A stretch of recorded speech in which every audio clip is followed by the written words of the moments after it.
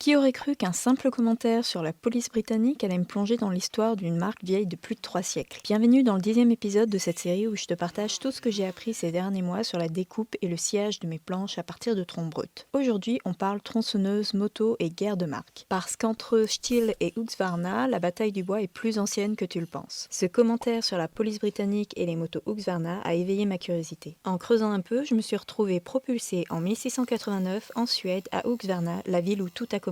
Et à cette époque, Husqvarna n'avait rien à voir avec les tronçonneuses, c'était en réalité une fabrique d'armes. Pendant près de 200 ans, ils sortent des fusils. Puis au 19e siècle, c'est là le grand virage. Bon, les guerres c'est bien, mais si on faisait autre chose? Machines à coudre, poêles, vélos, moteurs, Husqvarna se diversifie. En 1903, la marque sort sa première moto, l'une des plus anciennes au monde. Puis viennent les années 20, 30 et surtout les années 50 à 80, l'âge d'or du motocross. Les victoires s'enchaînent, les pilotes deviennent des légendes et même Steve McQueen tombe amoureux de la marque. Ensuite, Husqvarna change plusieurs fois de main. En 1987, elle est rachetée par les Italiens de Cagiva. En 2007, elle est reprise par BMW et en 2013, elle est intégrée au groupe KTM en Autriche. Aujourd'hui, Husqvarna garde son ADN suédois, simple, robuste, efficace, mais avec une touche autrichienne dans le moteur. Pendant ce temps, sa branche d'origine Husqvarna AB, restée en Suède, continue de fabriquer des tronçonneuses et des outils de jardin. Même racine, deux branches bien distinctes, mais la même passion pour la mécanique. Après toutes mes recherches sur les réseaux pour améliorer ma pratique, je crois que mon algorithme m'a bien cerné. Et je n'ai vu que des tronçonneuses Stihl défiler dans mon fil. Facilement 70% des publications, et forcément une question m'est venue, pourquoi Stihl est bien plus populaire que Husqvarna? Si tu veux connaître la réponse à cette question, rends-toi dans la deuxième partie de cet épisode, elle est déjà disponible sur le compte. Et si ce format te plaît, fais-le moi sentir. Like, commente, partage, tu connais la chanson.